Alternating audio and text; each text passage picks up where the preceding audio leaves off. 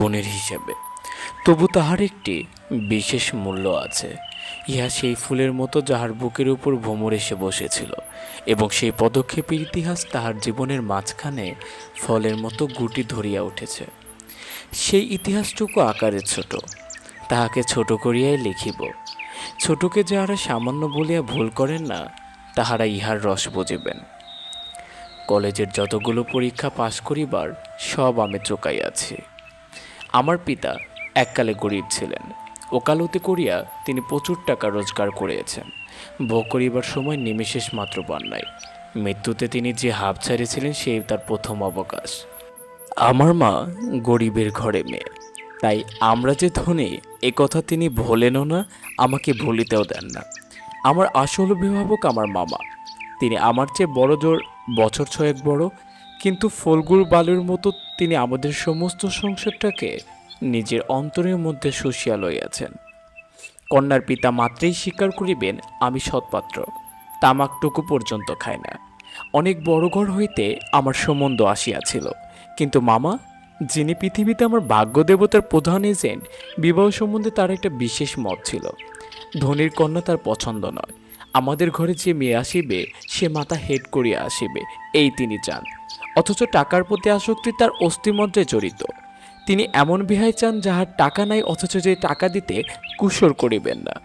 যা হোক শোষণ করিতে চলিবে, অথচ বাড়িতে আসলে গুড়গুড়ির পরিবর্তে বাদা হুকায় তামাক দিলে যাহার নালিশ খাটিবে না। আমার বন্ধু হরিশ কানপুরে কাজ করে। সে এসে বলল, ওহে মেয়ে, যদি বলো একটি খাসা মেয়ে আছে।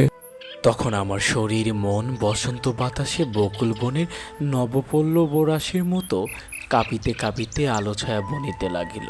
তখন আমি হরিশকে বললাম, একবার মামার কাছে কথাটা পারিয়া দেখো। হরিশ আসর জমাইতে অদ্বিতীয়, তাই সর্বত্রই তাহার খাতির। মামাও তাহাকে পাইলে সারিতে চান না। কথাটা তাহার বৈঠকে উঠিল। মেয়ের চেয়ে মেয়ের বাপের খবরটাই তাহার কাছে গুরুতর। বাপের অবস্থা তিনি যেমনটি চান তেমনই। এককালে ইহাদের বংশে লক্ষ্মীর মতো মঙ্গলগড় ভরা ছিল, এখন তাহা শূন্য বলিলেই হয়। অথচ তলায় সামান্য কিছু বাকি আছে। দেশের বংশমর্যাদা রাখিয়া চলা সহজ নয় বলিয়া ইনি পশ্চিমে গিয়া বাস করিছেন, যেখানে গরিব গিন্সদের মতোই থাকেন। একটি মেয়ে ছাড়া তার কার নাই, সুতরাং তাহার পশ্চাতে লক্ষ্মীর ঘরটি একেবারে উপর করিয়া দিতে দ্বিধা হইবে না। এসব ভালো কথা, কিন্তু মেয়ের বয়স যে 15। তাই শুনিয়া আমার মন ভার হইল। বংশে তো কোনো দোষ নাই। না, দোষ নাই। বাপ কোথাও মেয়ের যোগ্যবর খুঁজে পান না।